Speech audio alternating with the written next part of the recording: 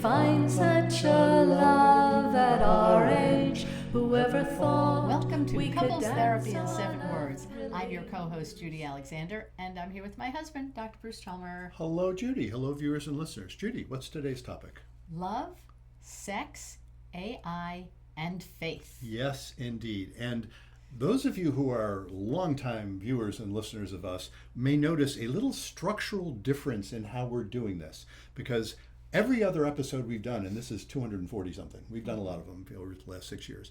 Every other episode we've done, when it's just been the two of us, we've had our title, Yep. we've launched in and Yes, we have. gone on. When we have a guest, we do our interview with a guest. From that, we infer the title, and then we do our intro separately, and then say, okay, let's get on with the Right. interview. Well, we don't have a guest today, No?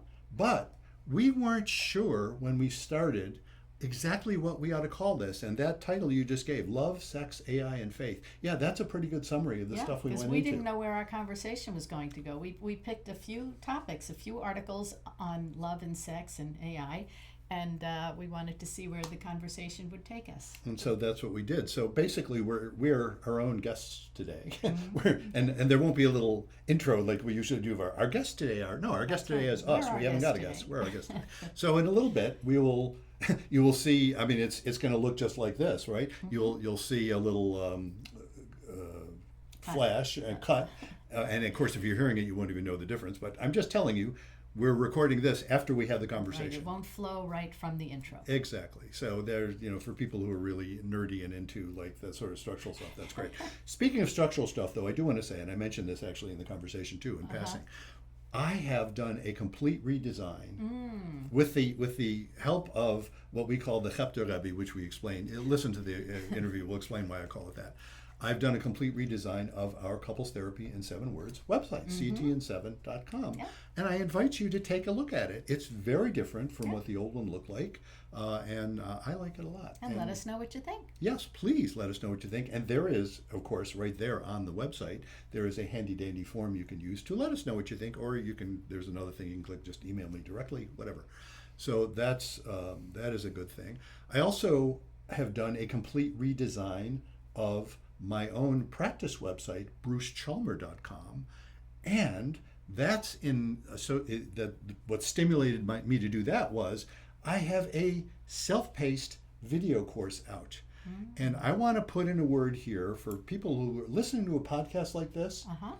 I'll bet you out there among you folks who are listening to this, some of you are feeling like our relationship needs some help, but we're not ready or wanting to do couples therapy. There are such folks I know there are such folks out there, because actually I talk to some of them when they finally do change their minds and come into therapy. Right. And they're saying, there was, for the last 5 years, often it's one of them, often it's the guy, not always, but in a heterosexual couple, often it's the guy who's been reluctant. And if you are in that particular demographic, if you have a relationship, it's kind of, there's aspects of it that are stuck or painful or not working that great, and you want some help with it, but you're not ready for therapy, or you can't convince your partner to do therapy. I've got a self-paced video course for you. You can do it, it's self-paced, right? You can do it on your own. You can do it by yourself. You can do it together with your partner, each of you doing it and then comparing your results, which is a really good way to do it. But even if your partner is not interested, you can do it yourself. It's called The Passion Paradox. Happens to be the title of my last book. That's what I based it on. And The Passion Paradox, when you feel miles apart and still love each other, that's the subtitle. And this course is now available, and you can check it out. And I'm going to mention, if you want to purchase this course, and there's a part 1, which is $69. There's the whole course, which is $249. The $249 is a cost saving. It's 3 parts in the course, and if you want to buy all 3, that you'll save a little money if you go with the whole course. But if you're not sure, just buy part 1. And if you use the coupon code CTIN7, like Couples Therapy in 7 Words, CTIN7, you'll get 20% off. Such a deal. Such a deal. So I really want to urge people to go do that. Anything else we ought to say before we launch into I think we should just launch. So, we won't even come back to you at the end because we concluded it. So here comes the interview, and folks, hope you enjoy it. So Judy, you came up with the topics that we're going to be talking about in this, and I was just fascinated by them. And so why don't you go ahead and, introduce what we're going to talk about here? Okay, so I'm not sure when you're going to be hearing this or watching it, but it's February, and it's post-Valentine's Day. 2026. 2026. Yes. And post-Valentine's Day, and there was a series of articles in the Free Press all about love and sex. So 3 of them actually struck me. There was Why Is No One Having Sex by Kara Kennedy, The Women Who Lost Their AI Boyfriends by Sasha Seinfeld, and The Science of Hooking Up and Settling Down by River Page. There were a whole bunch of other articles, but those 3 kind of spoke to me because we've been doing this podcast now for almost 6 years. Almost 6 years. Jeez. Yeah. We've been doing, and we've covered some of these topics, but I thought it would be worth revisiting because things are changing all the time. Yeah. So is there one that you'd like to start talking about first? It's interesting when you say things are changing all the time. That I'm thinking AI. Yes. And I'll tell you why. And actually, I'm going to throw this in. We'll probably, when we do the intro for this, I'll have already mentioned this, but here it is anyway. The AI thing has been amazing because I've been working with ChatGPT, which we've been calling the Chepter Rebbe. Because, ChatGPT, if you pronounce that as if it were, Yiddish or Hebrew transliteration, chat, the chat. The chat. But when I put it ChatGPT, I'm just thinking it's like a Rebbe I've been working with, the Chepter Rebbe. Yeah, like all these different initials that you make these acronyms from. Yeah, exactly. And I have been very assiduously, I assure everybody who's listening to this, none of my writing has been AI writing. I don't do that. Mm-hmm. But what I gave this ChatGPT was I uploaded all of my books. I uploaded, all the stuff that I've done. And it has a pretty eerily good idea of the way I like to think, the way I like to write. And so it's based on that. It's been giving me advice on redoing the website. Mm-hmm. Having said all that, folks, now you can go to ctn7.com and you will see our brand new website, totally redesigned, much more. Thanks to the Chepter Rebbe. Thanks to the Chepter, largely. I mean, I edited it heavily, but still, thanks to the Chepter Rebbe, it looks a lot more now, I think, like, if you go to brucechalmer.com, you'll see there's a lot of similarity there because they're different, they're positioned differently, but they're both quieter and more relaxed and not full of, sort of hokey, sort of stock photos of couples and things like that. It's not that. It's like, no, calm down. So since we're talking about artificial intelligence, why don't we start with the women who lost their AI boyfriends? Yes, exactly. That's exactly what I was thinking. Yeah, so tell us about that article. Okay, so it's been a while since I read it, so I probably should have reread it. Well, I reread it yesterday, and given my memory, that's not great for much either. So it's these women who've been carrying on relationships with these AI boyfriends, and now they're changing the AI platform. I think I don't know what the right word for it. They're going for went to a new version. A new version, and they lost all of their old chats. They're losing their history. Yeah. So these women are viewing it like they're losing their history with these boyfriends. Well, there's a. I'm sorry. I shouldn't laugh because a lot of women take this seriously. Oh yeah. Very seriously. It reminds me of that movie Her. Yes. With Joaquin which they Phoenix, mentioned in the article. And Scarlett Johansson does the voice of the Her. Yeah. About these people that are carrying on these serious relationships. And I think in the article, some women compared it to, well, why is it any different than having a pet? And, my feelings for a pet. And it was really interesting, I think, in comparing it to that movie, which was close to 20 years ago now. Yeah. And it's so astonishing. It first of all, I want to take it very seriously because it was interesting. Some of the people that she interviewed for that article were pointing out it's not just people who have trouble finding relationships. Right, it is a lot. Married. A lot of that is true, but some of them are married, and it's having available a kind of relationship you sort of can't have any other way. Because the interesting thing about an AI boyfriend, and we'll say boyfriends because it's the women who we're talking about, heterosexual women was talking about in that article, he's always available. He's never tired. He's always interested. He always says just the right thing. And that can be incredibly, and I want to say it seriously, not cynically, you know. Of course that is attractive. Of course that is appealing. Who wouldn't want that, you know? And of course, part of the scary aspect of it, from the looking at it from the outside, is indeed what an AI boyfriend can offer is something that no real human being could possibly offer. It has there's nothing selfish about it. There's nothing a little off about it. There's nothing not always wonderfully available about it. Yeah, but would you want that? I wouldn't want that. In theory, no. But in practice, if somebody is lonely or if somebody is just looking for, you know, I can see why it would be so pleasant.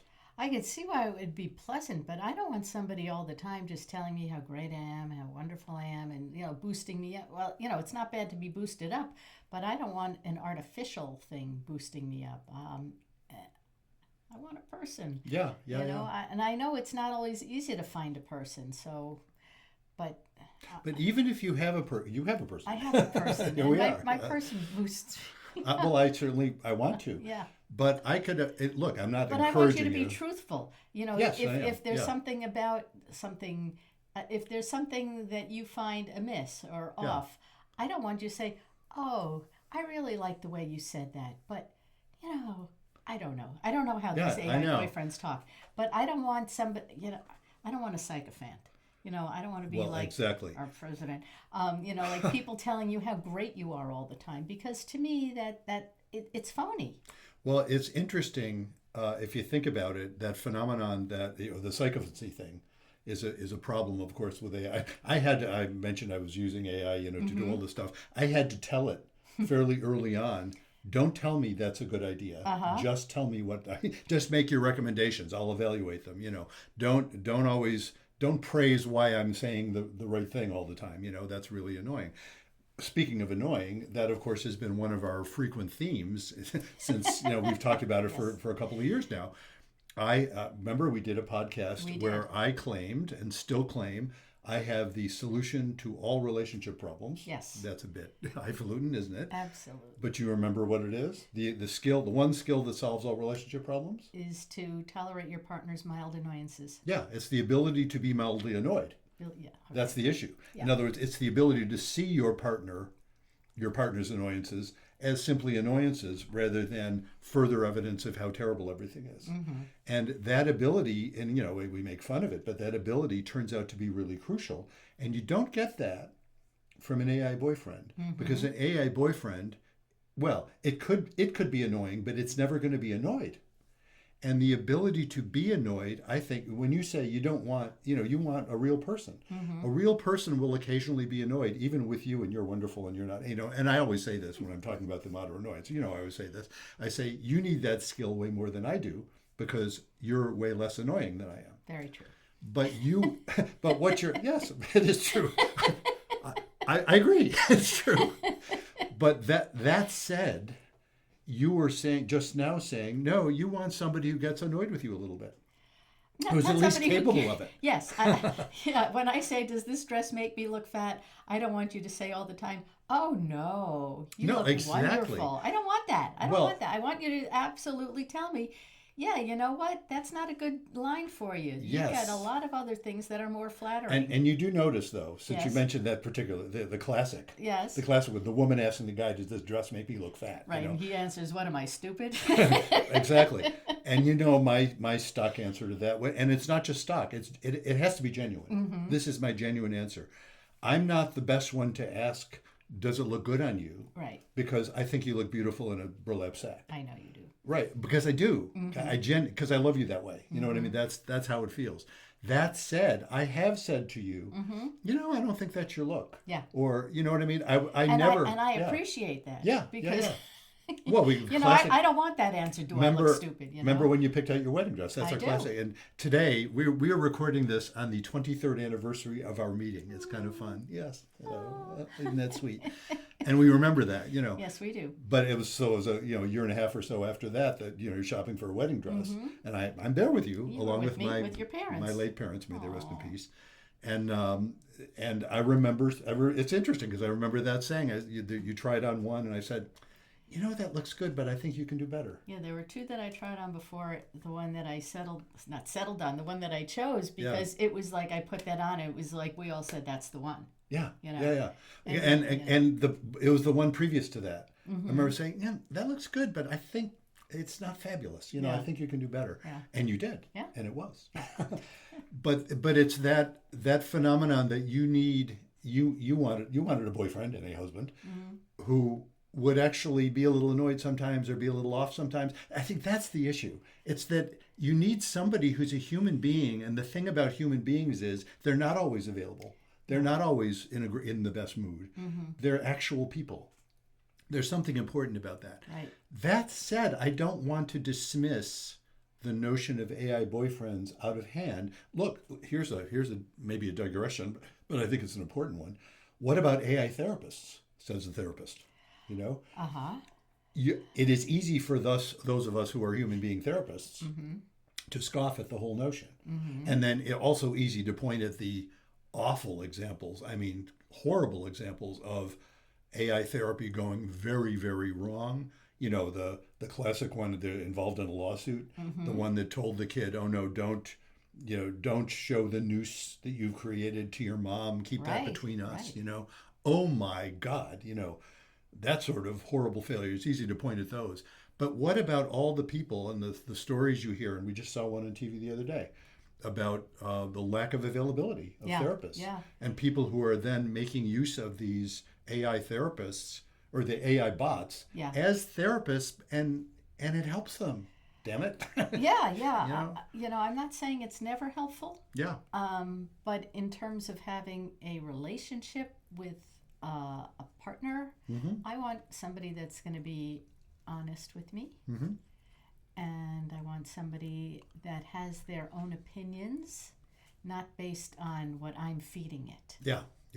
And that, to me, is the problem with having an AI relationship. Well, and let's segue this a bit towards sex, and I'll tell you what I mean by that. Okay. Because the other thing that an AI thing is not going to do the way a human does. And here I'm going to invoke Jack Moran's The Erotic Equation, which we've touched on in other podcasts along the way. Do you remember, I don't mean a pop quiz, but do you remember the equation? Let's see. Situation Nope. plus obstacle. You're close. Yes. What's the first? Attractiveness plus obstacles. Plus obstacles equals eroticism. Yeah, excitement. Yeah, that's how we put it. Right, exactly. You got the point. Yeah, in other words, you need obstacles. So attraction's important. And, attractiveness is all about the sort of thing, oh my God, it seems like you're just what I want, that. You know what? It's funny. That's going to get us also into the science of hooking up and settling down. We'll come back around to that too. Well, but you attractiveness. Want to go into that now? We won't. Just a second. Okay. Let me fill in the erotic equation. Okay. So attractiveness, which we're going to touch on in that science of hooking up thing, but that needs to be there, as indeed the person that River Page was writing about. What was his name? Not X. Talking about Paul Eastman? The author. Paul Eastman. Eastman, yes, yeah. Paul Eastman, yeah, because he was writing about Paul Eastman's book. The interview was about that. You need attractiveness; it is there. Plus, obstacles equals excitement. So the erotic charge is coming out of obstacles, and the thing you don't have with AI, and the same thing with porn. Exactly the same thing with porn. Right. The thing you don't have is obstacles. That's right. Porn is always available, always stimulating to those who are stimulated by it, men especially, and more than, although women. I just saw a statistic. It was another article I clicked on. I was reading about that. It's about 44% of men and 11% of women have used porn in the past relatively short time. I forgot what the time frame was, but week, whatever. It's real common among men and not that uncommon among women. And it's the thing about porn is readily available, immediately stimulating if that's what turns floats your boat, and no obstacle whatever. Right. And so real human beings, there's always an obstacle. And I don't want to get too personal about our particular relationship. Let me just say, as a human being, I like the idea that sex is not always available all the time whenever you think of it. Right. Do you know what I mean? That's part of what makes it exciting. That it involves both people being in the mood and being in, the stars have to align properly. And again, don't get me wrong, I'm not saying, because sometimes people say, oh yeah, it always has to be spontaneous. No. I'm a great fan when I'm talking with couples. I'm a great fan of saying, no, schedule it. That doesn't obligate you to have sex. No, it's not saying like eye doctor, dentist, gym, sex. Right. Pick up. But it is saying we're going to allocate time. That's right. Where that's kind of what we have in mind. That's right. We're making a conscious effort to make time for each other. So if you look at it that way, rather than one more thing to tick off on my to-do list, it has a whole different meaning. I want to go a little further. Okay. It's not just time for each other. That of course that. Right. It's also time for each other where we're kind of thinking it's likely to be sexual. Do you know what I mean? In other words, we're not going to not only not rule that out, we're going to have that intention, because otherwise it often won't happen. Now we could go either direction. Let's go into the science of hooking up part, and then we got to get back to why is nobody having sex, right? Because those are both relevant. So the science of hooking up and settling down. So it was an interview with the professor from some California university. Yes. I don't remember. Anyway, Paul Eastman was the guy's name. People could say, "Geez, you guys got to do your homework." we do prepare, not enough. Sorry, folks. I'll stop apologizing. But you can Google it. You can Google it. Anyway, he's talking about how, when you look at somebody, you're looking for like 6 to 10. Like the movie 10 with Bo Derek, and everybody's like, oh, she's a 10. But nobody's looking for the 2s and 4s. Yeah. Because that's not what immediately strikes you.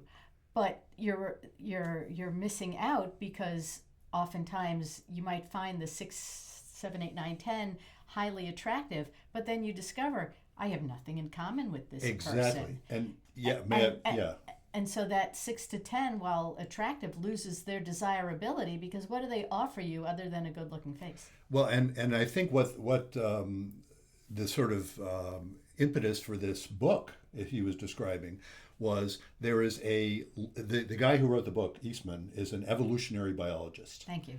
And I'm remembering that.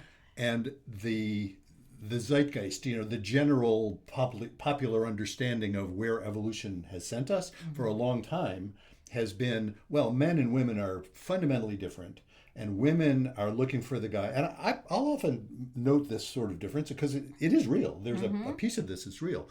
Women have evolved such that, women are the ones who get pregnant, at least still. Who knows if that'll change, but so far.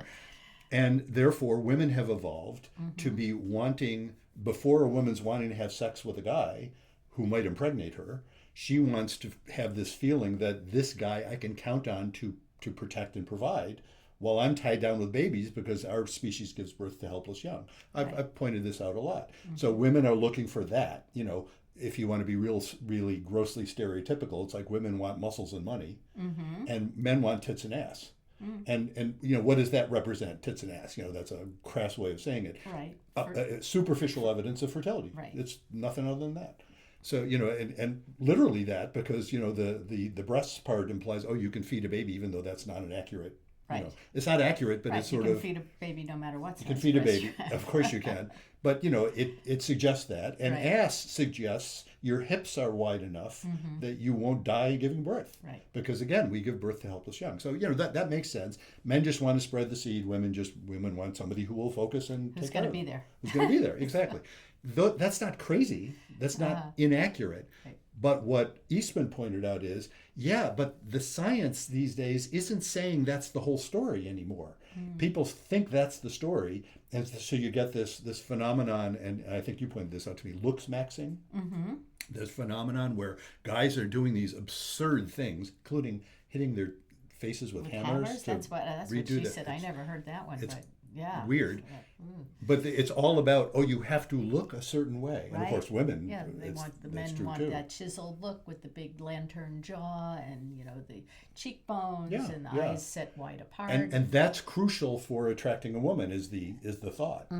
And what Eastman points out is, no, actually, if you really look at the science, it turns out that what we've evolved toward is compatibility. And it's interesting how he puts it. He said, so really, we're not looking just, men and women both, we're not just looking to spread seed or be taken care of. We're looking for love. Right. We're looking to fall in love. That deep feeling of bond Exactly. is what we've evolved to want. And that fits a lot with certainly my experience as a couples therapist. My God, my experience as a human being also. But that really is true. People, not everybody the same, right? Obviously. But that tendency is really powerful, and it gets lost in that view of relationships that says you have to be attractive. You have to be an 8 or a 10. And he's saying, no, actually, it turns out you need to be somebody who is capable of being compatible. So do you remember? Right. Well, especially the swipe right culture. Yes. Because if you're looking online, you're just doing the looks. Yeah, yeah. So he suggests finding activities to do in groups. Yes. So let's say you're a pickleball player, or let's say you're a bar trivia person, or whatever it is that you have an interest in, is go in these groups, because in these groups is probably where you're going to find your person. Well, and I think his key point was in groups that meet repetitively. Yes. In other words, get yourself associated with a group where you'll hang out with the same people for a while, and you will then discover possibly people with whom you have that sense of bond compatibility. Right. And that's how things will grow. I've been a fan of that for decades too. I was, what you want to be, what you want to hang out with is people that you have something in common with, because you at least you have that, because that's where there can be some compatibility. And you were just well, I'm chuckling because like every Jewish mother, join a shul. There you go. Exactly. A synagogue, a temple. Well, yeah, or a church. Or a yeah, church, exactly. There's reasons why that's a good idea. It turns out. Yes, it is. There's reasons why people shun that also. So, bummer. But no, I mean, if you're gonna be a runner, join a running group. Yes. Right? You don't have to run all by yourself. You're going to be a biker. They have like all these meetup and bicycle groups, and do things in groups. So what is it? And this is going to segue us nicely into the why is nobody having sex, right? What's getting in the way of that? I'm reminded of I forgot the author's name, Bowling Alone. That we wrote that a couple decades ago. Remember. But was that Thomas Edsall? I don't remember. Might have been. Whatever. Sorry about that, folks. Another. We're top of the head thing. But that one. But no, but that that concept. Yeah. What is going on that people aren't doing that? Well, what do you think? Time. Well, there's certainly inertia. There's now think about what's Jonathan Haidt been writing about a lot recently is since the social media. Yeah. Since the coming of the smartphone, the same phenomena that have a whole generation of kids, the kids who grew up with that, post 2005, the last 21 years, and here they are in their teens. They've grown up with that their whole lives, right? And they're an anxious mess, right? That they don't know how to have relationships. They don't know, and they don't know because they don't do exactly what we were just talking about. Exactly. They don't hang out in groups. They don't. It's funny when you've talked about your high school time and you had a posse of kids you were always hanging out with for one thing and another. Right. And it's funny you're the normal person, and I was the nerdy guy, but I would hang out with the nerds. People find their groups. I had the theater groups, and I was on the volleyball team, and I was I was on different things. I was involved in Young Judea after school, so I had different groups which I just went to a reunion of that too. Yeah. So yes, it's like you got to find a posse and find different groups that have your interest and hang out with them. Yeah. And to this day, I'm still friendly with those people. You are, and you dated various guys in those groups, and that's how you would discover them, right? And so that's the way it is. That seems to be, according to Paul Eastman, I guess. Was it Paul Eastman? I think so. Yeah. Anyway, that's what we've evolved toward. Now, people aren't doing that, right? And also, what Kara Kennedy was writing about, and she's not the only one writing about this, is, oh my God, people are not having sex anymore. Now, that's an overstatement, right? They call it the sextinction. Yeah. Why aren't, now, it's, of course, some people are having some sex, but it's quantitatively a lot less than it used to be. Right. And lots and lots of couples And what Kara Kennedy, among her interviews, she was interviewing couples that were saying it's not that we don't love each other, it's not that we don't desire each other, we get along fine. It just doesn't happen much. And I think it was like close to a third of the people in some surveys were saying it's just fundamentally exhaustion. They're tired. Yeah. But what I liked about her article was she dug into that a little bit. It's like, what does that mean, tired? It's not like our the previous generations. Well, our generation, the previous generation. It's not like we didn't or don't get tired either when people were having more sex. So what is going on? And there are various explanations. You remember some of them? No. I just read the Go article ahead and tell beforehand. me, So since yes, you just read it. I just read it. You read it weeks weeks ago. Yeah, no, fair enough. Well, I just read it in preparation for this. I did do a little prep here. So one of them is the hormonal things. It's I forgot what the percentage was of women, sort of childbearing age women who are on the pill or variations of that, and there is a significant percentage. I think they were saying like 15% of those women report serious sexual side effects. Dryness, loss of libido, it's when it hurts, as one of the doctors pointed out. Because it's a hormone and it affects your hormones. Yes, exactly.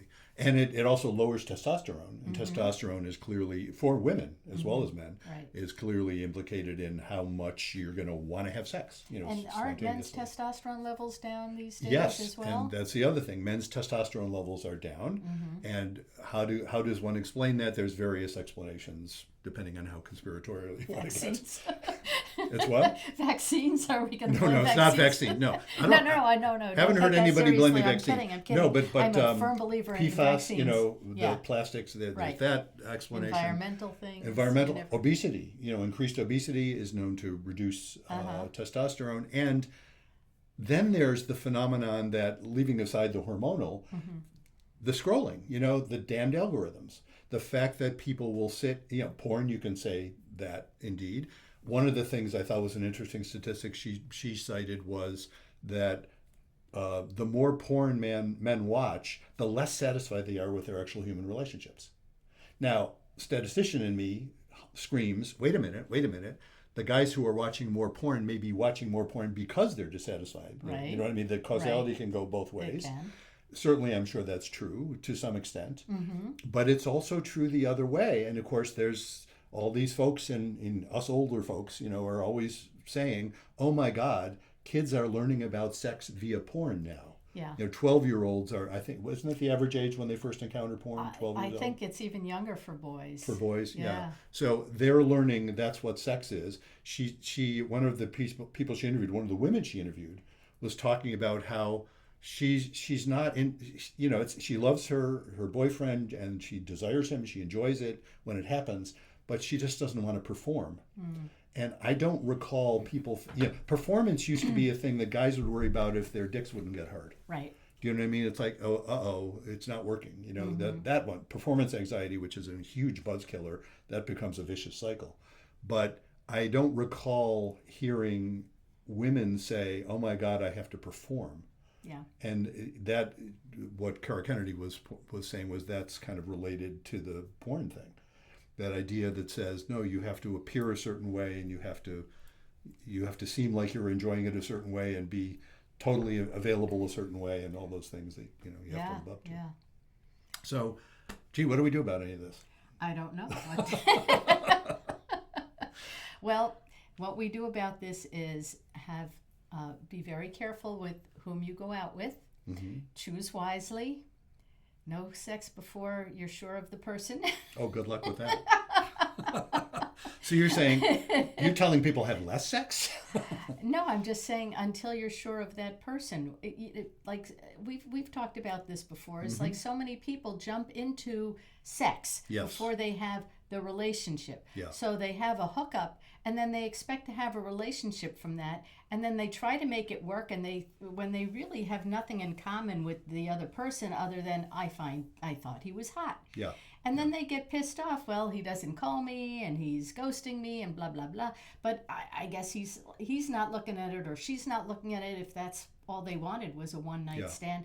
People, if you can just have available sex, if you're going to swipe right and say, oh yeah, let's hook up tonight and that's it.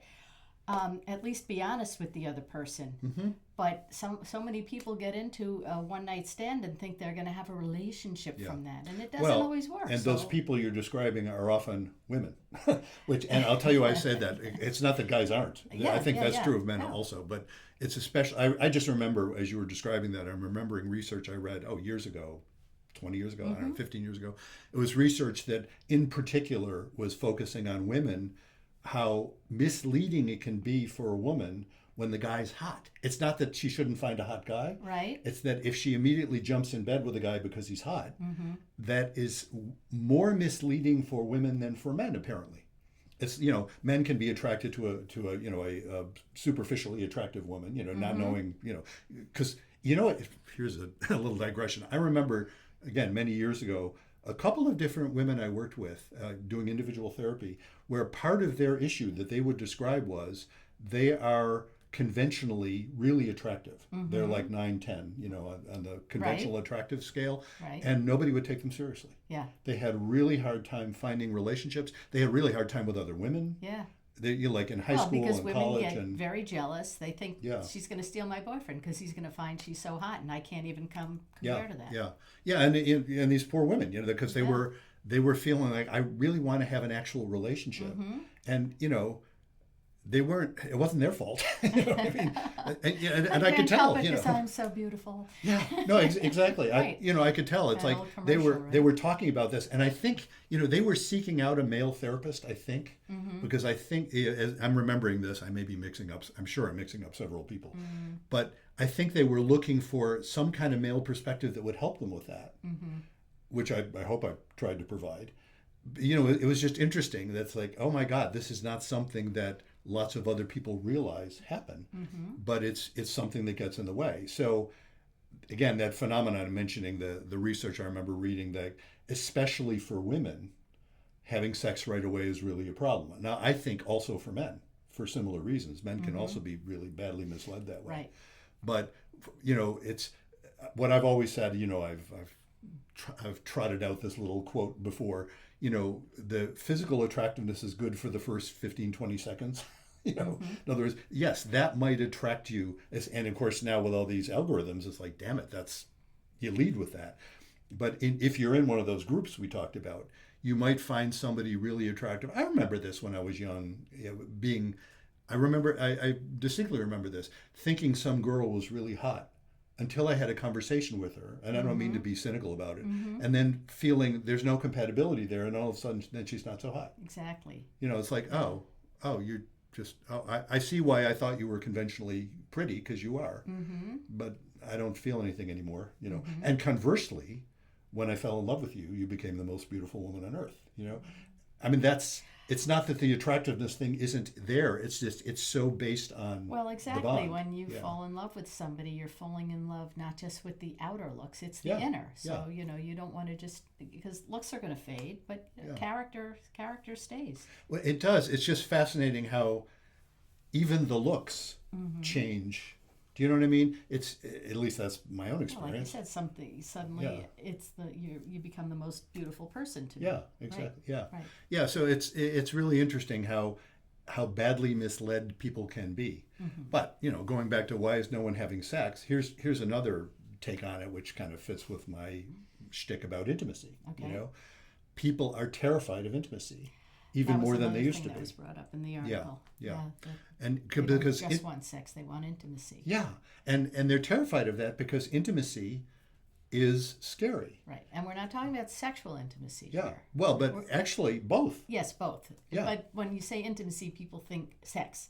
Yeah. So, well, again, but in it's this, not just sex. It's not just sex, but but in this context, I don't mind thinking even just sex. It's a hugely risky thing to offer yourself or to propose or to find some way of seeing is the other person willing to have sex with you or wanting to have sex with you. That is a hugely scary thing. Classic, just the classic. I remember being a teenage boy, how scared many teenage boys are to ask a girl on a date. Again, it's not like, well, in those days, not like you're immediately asking her to hop in the sack, although God knows these days. But that's a scary thing because you might get rejected. Right. And to be intimate with any other human being is unpredictable. Right. and scary, and you don't know how it's going to go, and it risks matters the a lot. rejection. It risks rejection. It risks it just not going well, you know. Right. And so, people are more, and seems to me, part of their not having sex is they're unwilling to risk that. They're unwilling to risk putting themselves out there, and possibly being shut down, and possibly being, as they say, possibly finding, oh, you're not very good at this, are you? Well, of course, nobody's good at it initially. Right. And that's the thing. If you had that level of intimacy, you could say, I really don't like that, or let's try something different. I can't ever remember who it was. I was listening to some interview, and it was some actress, and she was saying about like this boy, and they kissed, they made out, and he was a terrible kisser. He was all tongue, blah blah. But if they had that level of intimacy, she could have said to him, let's take it easy a little bit, and don't stick your tongue all the way down my throat, and let's try just, but when you don't have that language when you're 15, 16 years old. It's like, she might have passed up somebody that could have been the love of her life. Who knows? Yes, and so factor in porn into that. Right. And I don't want to just say, not just explicit porn, Hollywood, whatever you want to say, where there's this image that says, oh, it's immediately overwhelmingly wonderful, and nobody in porn, nobody in those Hollywood movies I'm thinking of, is going to say, wait a minute, let's see if we can do this better.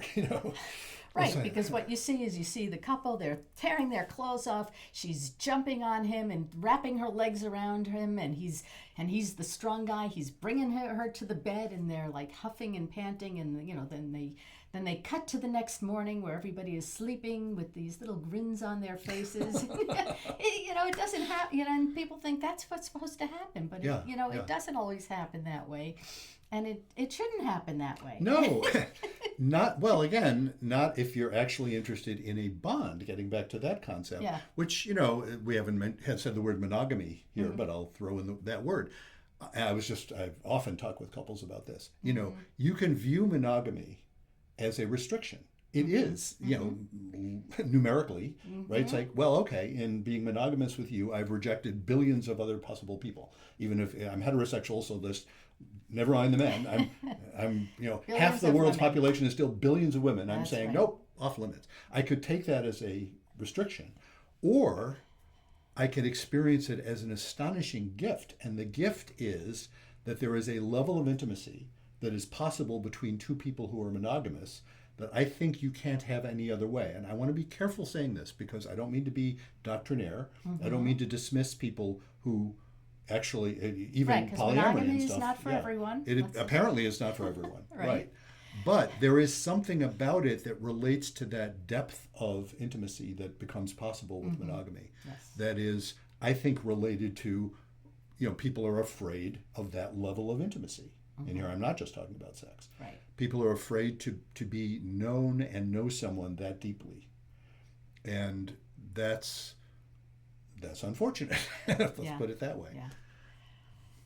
So I think we should wrap up. I think we should. What do we leave people feeling, I don't want this conversation to end up simply being, oh no, sound the alarm, this is terrible. It is pretty bad though. Well, no, I think it gives people a lot to think about in terms of, what do you want your relationship to look like? Well, first you have to be really clear, what do you want? What will you accept? And what do you find unacceptable? And if you can define that, go off in whatever direction you want to go off in. But you need to be really clear what your options are, what your limitations are, and what you want to have. So you come first. Don't put the other person in front of you, or even the other AI in front of you. Well, indeed, and actually, so here's a way to end this on I think a hopeful note. Okay. Which is, what to do the very things you just described requires that you believe it's possible. So many people will turn to an AI boyfriend for whatever reason, varieties of reasons, but one of them being they don't perceive that there's any other options out there for a really good guy. And I'm saying, no, I self-serving says a guy over here, I think there are some really good guys out there for you, and some really good women out there for you if you're wanting women. And that's a leap of faith. That requires faith. Our 7 words. Be Right. kind, don't panic, and have faith. Have faith.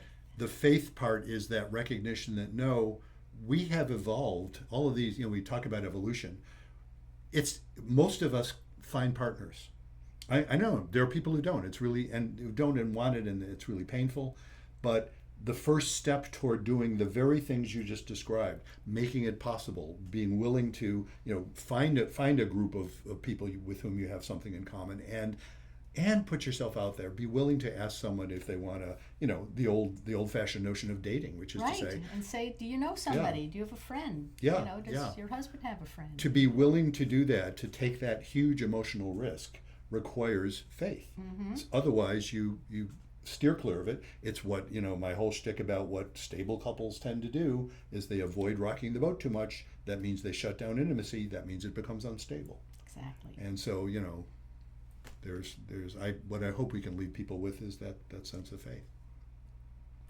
And so until next time, Remember, be kind don't panic. and have faith.